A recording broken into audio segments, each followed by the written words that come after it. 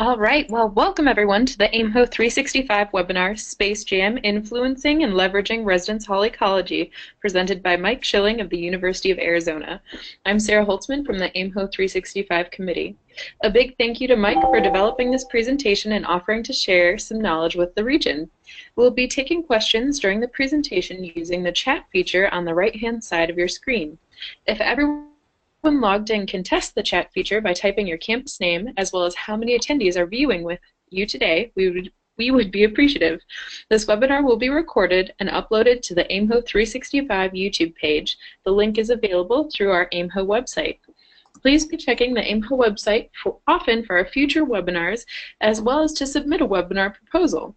At the end of this webinar, there will be a short survey. If you have time and don't mind filling it out, we would be greatly appreciative. Again, a huge thank you to our presenter today. Mike, we're all yours.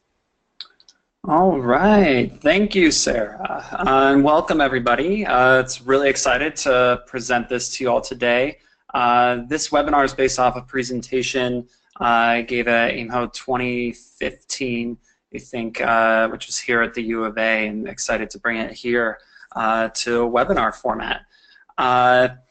Please, if you have any questions, please feel free to message, and I'll try my best to look at the chat feature between slides. But yeah, and we can get started.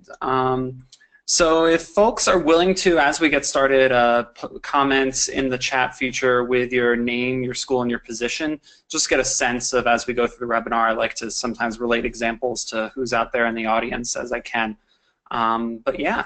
So welcome to the Space Jam. This is all about influencing, leveraging residence hall ecology. And we're going to talk about a lot of definitions there as we move forward, since there's a lot of words wrapped up in there. But first, I also want to give credit to Dan Kellish, who's a former community director here at the U of A, who came up with the original presentation with me. So we're going to start out with a thought experiment. And as you're willing, able to, please comment in the chat features as you have idea, but I want to give folks a few seconds to consider the question of who has interest in space in the residence halls or dorms or whatever you call them at your institution. So who has an interest in that space is something we want to consider for the next 30 seconds here. Give folks some time to think.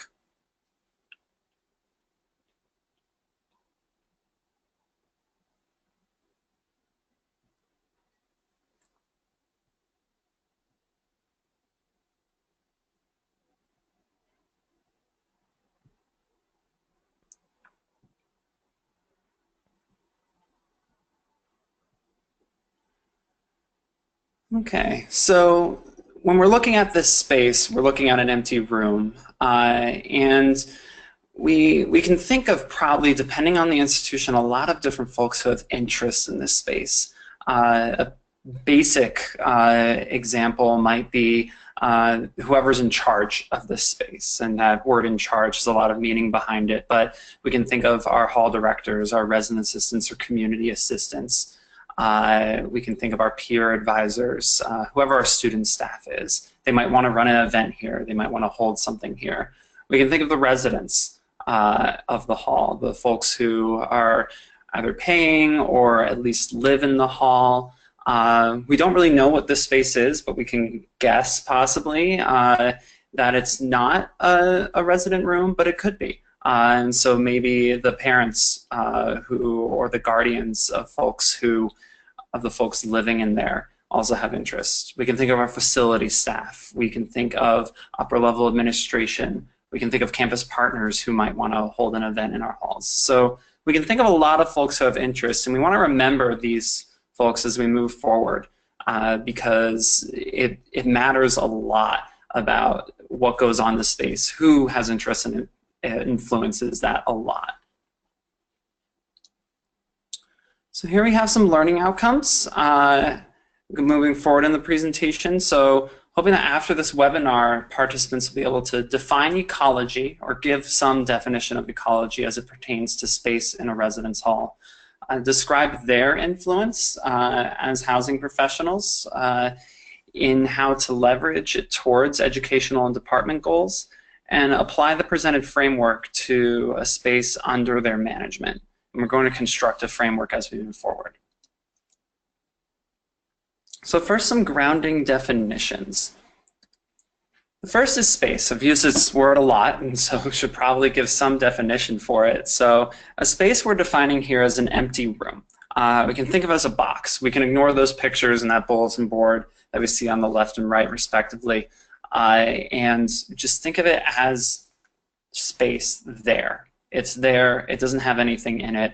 It's there for our influence in many ways, or the influence of those who occupy it. We can move forward. We can add a little bit more to give a basic definition of an environment. We can basically, that's a space with which people act. With which people act. We usually don't think of environments when we're thinking of environmental models of development, when we're thinking of environments outside. We don't really think of them beyond interaction with some living things. And so that environment really isn't much without the potential for interaction, at least. That's why we can think of an environment as adding some furniture into it, as we did here with tables, chairs, and the pictures that we ignored earlier. Then we move into ecology. Ecology becomes a little bit more complicated, but ecology we can think of as that interaction, as that life that's brought to a space when there's interaction with it. And we see here, we have actually that same environment we were just in. The picture on the right is sort of from the opposite end of the picture on the left that we can see was from earlier. And so we see two very different ecologies here. On the left, we have what could be some meeting of some sorts. It could be a study session. It could just be a bunch of folks getting together and chatting. But we see that interaction, that ecology of the space. And on the right, we have something very different. You know, from experience of taking this picture, this is tie-dye, a tie-dye event that also was, I believe, a glow party of some sorts that we threw in the hall. But it's a very different ecology, but the same exact space, the same exact environment, actually, with the same tables and chairs, but the ecology is very different. That also points us a little bit towards influence. And so influence has a lot of power and ability wrapped up into it, but we can define it as that ability to manipulate environments to change the ecology. We'll go into ecology a little bit more further into the presentation, but we can see our influence right here over the environment, at least. These are actually technically two different rooms, but they mirror each other. And we can see how much the environment changes just by what we put in it. And so here on the left, we see whiteboards, we see tables, chairs. We can think about what ecology might occur when folks interact with this environment, just based on what we put in it. Because on the right, we can see that we have a pool, a billiards table there. And we can think of the ecology that would come from that. Most likely it would involve using that table for its intended purpose. And of course, in some cases, we see ecology where that doesn't happen and that table is broken, but we have exerted some influence through changing the environment.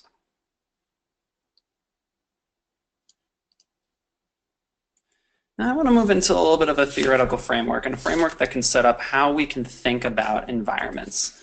And here we draw from two different theories or models that you've potentially seen or heard from before, whether it's in your own studies or trainings. And these are the two, though, that I pull from to better talk about and form a common language around ecology and influencing it. So the first is Strange and Banning. They set up 4 components of an environment. The physical, the human aggregate, the organizational, and the socially constructed. And so with the physical environment, we're talking mainly about what's present. What's the size and shape of this environment and the non-living things that we're putting in. We can also think of the living things because that creates space, but we don't necessarily have as much control over that, have as much influence over the people who enter an environment sometimes. And so we're really thinking about that physical environment and what signals that sends to folks. Most commonly, I see the physical component of strange and banning used when it comes to access to halls. So basic example, putting stairs into a building is a different environment created than putting a ramp. And that can create physical barriers depending on what you put. And that's our influence over that physical component of the environment. The human aggregate component is who is present. And we're thinking about everyone who is present. So that's including our staff. Because we often think of human aggregate in terms of the students or the residents present. And that definitely does matter. But you being present as a housing officer can be different. And identities are certainly part of this. We often think of human aggregate in terms of social identities, but interests, hobbies, majors, etc., some more of those personal identities matter a lot too, especially to the folks who we're hoping are partaking in are interacting with the environment. Let me see the organizational component. That's what the institution does relative to this environment.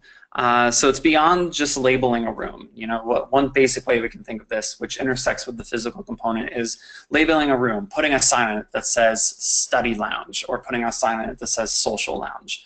Definitely have seen this at institutions, and that's definitely an organizational and a physical component of the environment. But another thing that matters is, how does the organization use this space? I often think of this in the hall that I currently oversee. I often think of this in terms of our conference rooms. Our student staff traditionally use those as study spaces because they have access to them. And I often think about what organizational message does that send when students often see those student staff members using that. Do they then think that that is the student staff study lounge versus what we know it as, which is an open conference room that anyone can use? But the organization, through their use of a space, through their labeling of a space as well, sends messages, and that's what wraps into the organizational component of that environment. And finally, we have the socially constructed, and that's how people interpret the space. We don't have as much control over it, but all the other three, all of these intersect in many ways, but the other three definitely influence that socially constructed component of the environment. But in some cases, we may not have control over that, and we may not be able to influence folks beyond their socially constructed views of it because of potential things that have happened in that space in the past. But even just one incident can affect a space in many ways.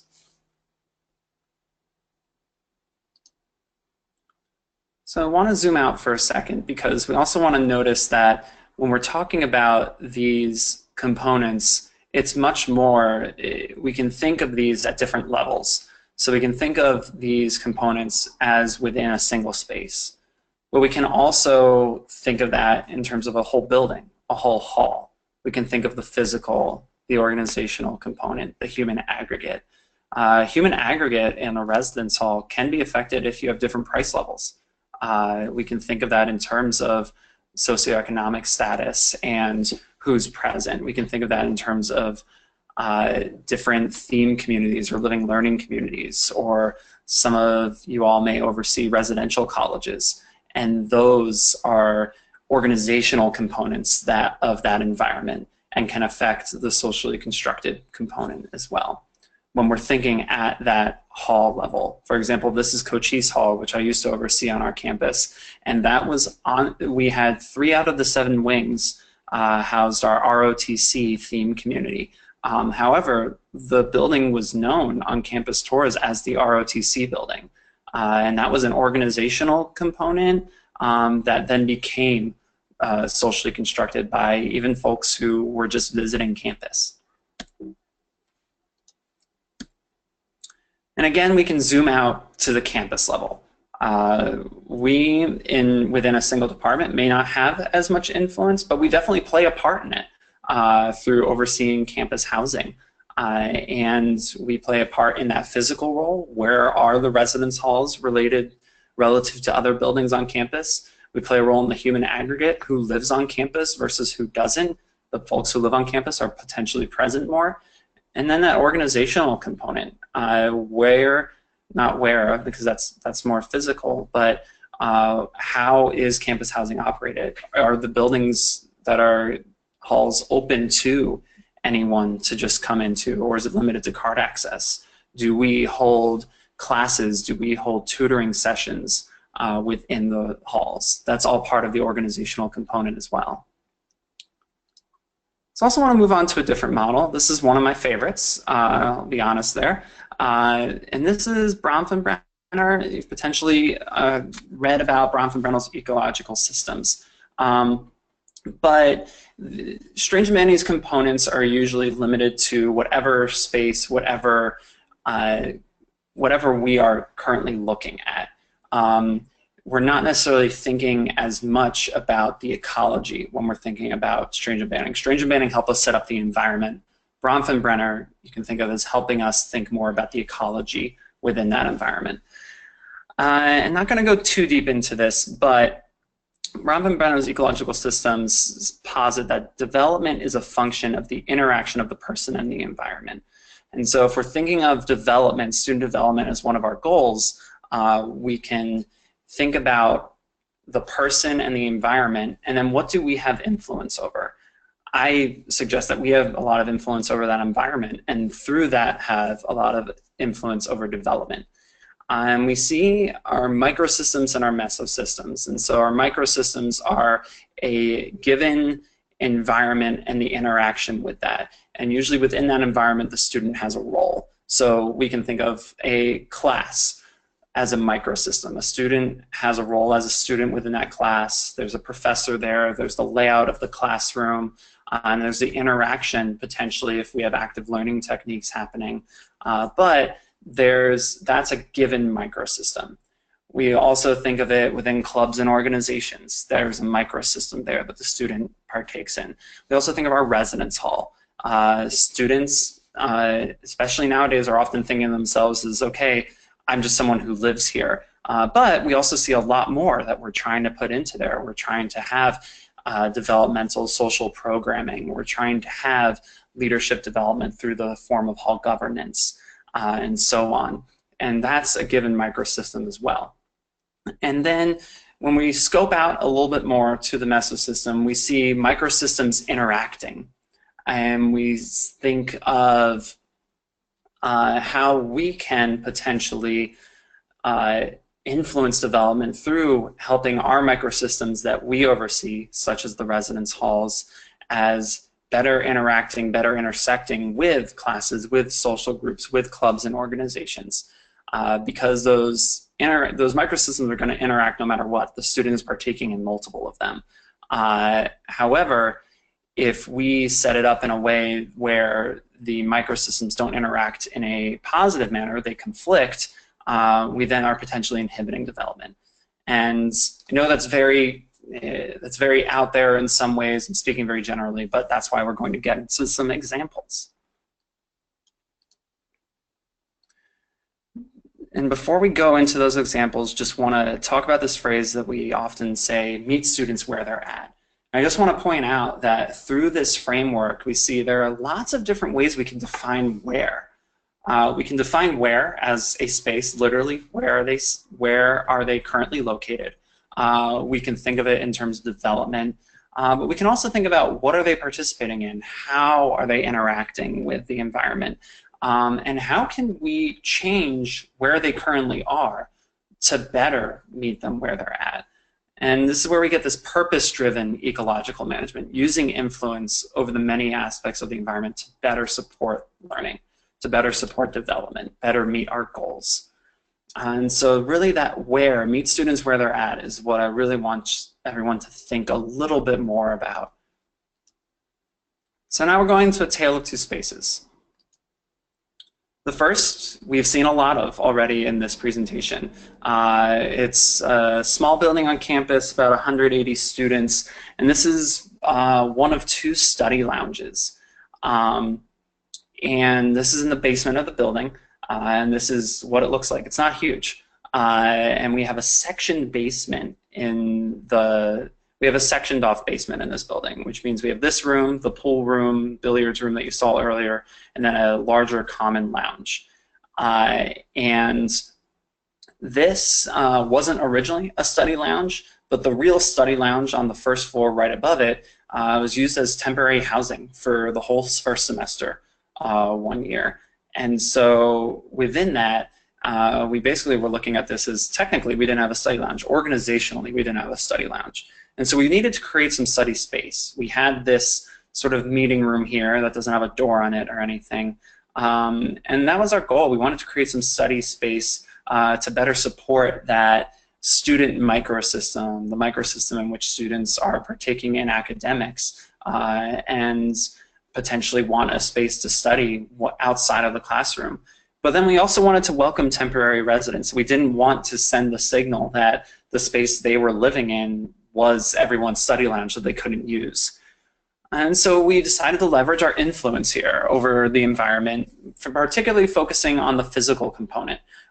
We added academic materials to the bulletin board.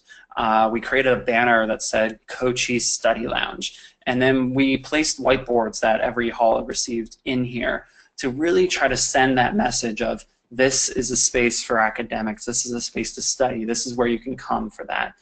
And then organizationally, we wanted to make sure our programming didn't interfere with this study space. So we really tried to limit, we didn't have much common space in the building, this is one of maybe 4 common spaces, but we didn't want to have many events here or in an environment or create an environment where it was loud just outside of it. We wanted to support that studying and support those temporary residents in not having folks potentially resent that they didn't have a study lounge. This is one space where we tried to use that purpose-driven ecological management. And next we look at a very different building on our campus, we called Coronado Hall. So whereas Cochise had about 180 students, Coronado has just north of 800 students living in it. It looks, you can see it looks a little bit like a hotel in the lobby and the rooms and hallways all being above. That's that first floor where nobody lives except hall staff.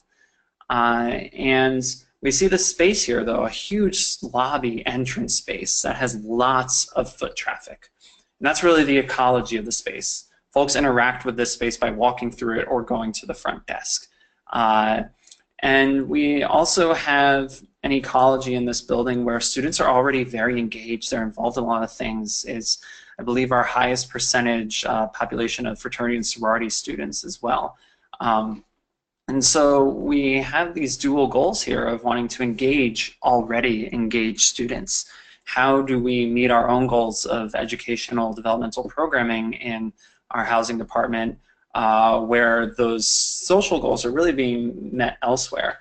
And particularly, how do we add academic-based programming into here? And oops, I moved slides. There we go, back. And so the action that the community directors of this space have taken over the past couple of years is trying to set up a physical environment for engagement right where students already are. So again, that goes back to the physically meeting students where they're at.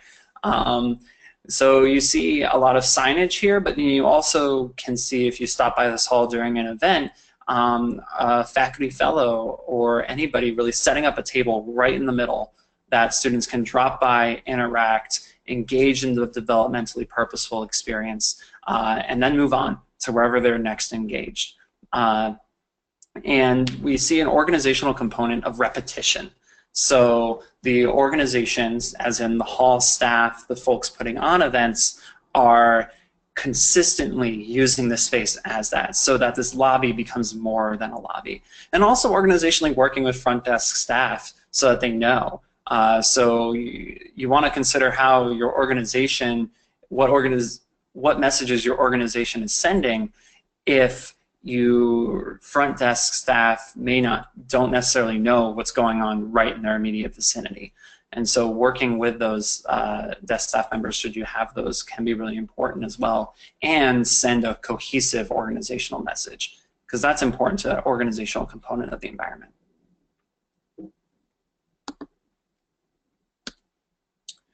So now I want to use most of the rest of the time to open up to ideas, suggestions, thoughts. So want everyone to consider, what spaces do you manage?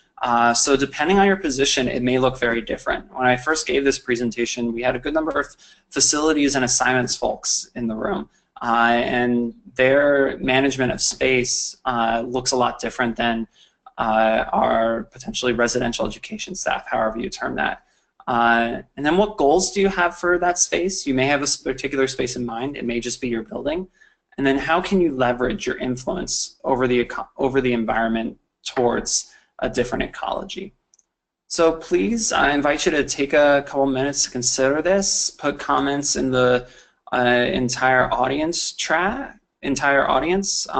or feel free to just send it just to me, and we'll come back in 2 minutes to discuss.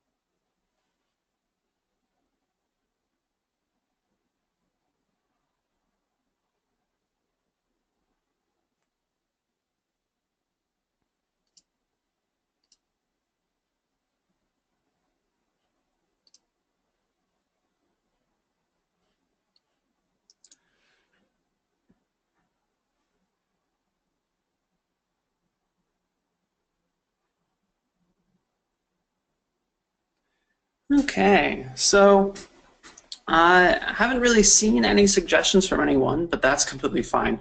I know that this can be a somewhat tricky topic, and we're also already into late October, and so hopefully some of your goals for spaces you've already considered and worked a bit through, or you've already really used a lot of your influence over the ecology.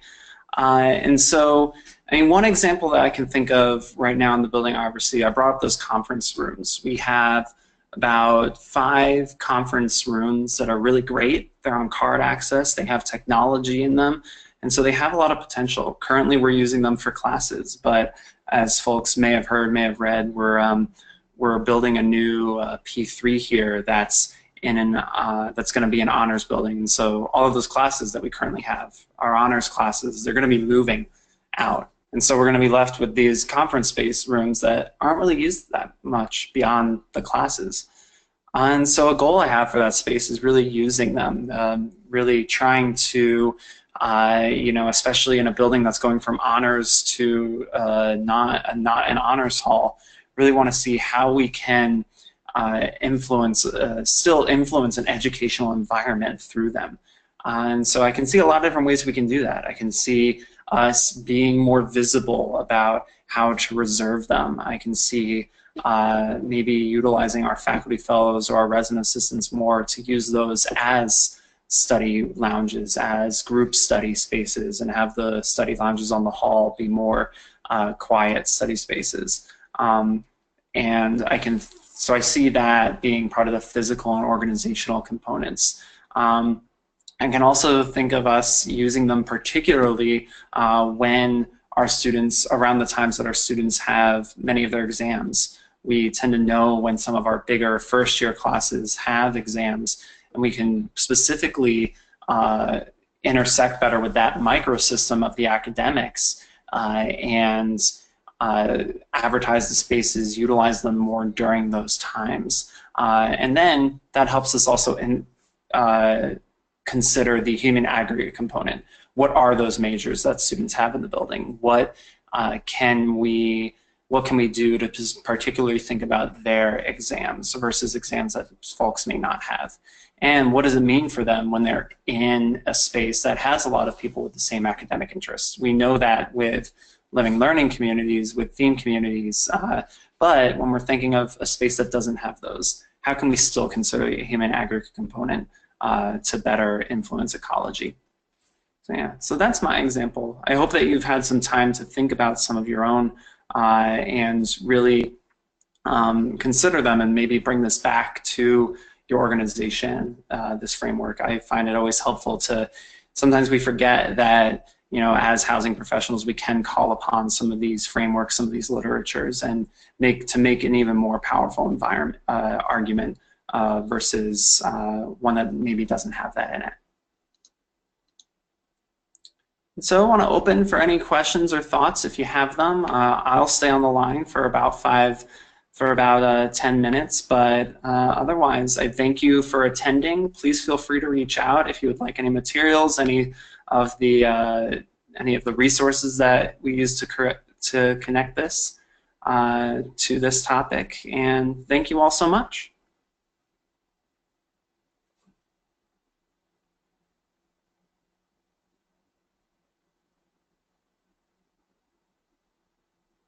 Awesome. Well, thank you, Mike, for taking the time to share your knowledge in this area. The association appreciates what you do for our members. As a reminder, this webinar was recorded and will be posted on the AIMHO 365 YouTube page. The link is available through our AIMHO website for future review. Please be on the lookout for future webinars by checking our AIMHO 365 page on the AIMHO website, and take a few moments to complete the online survey that will appear on your screen here shortly after the question period is kind of done. Again, a huge thank you from the region to Mike for his presentation today. Thank you.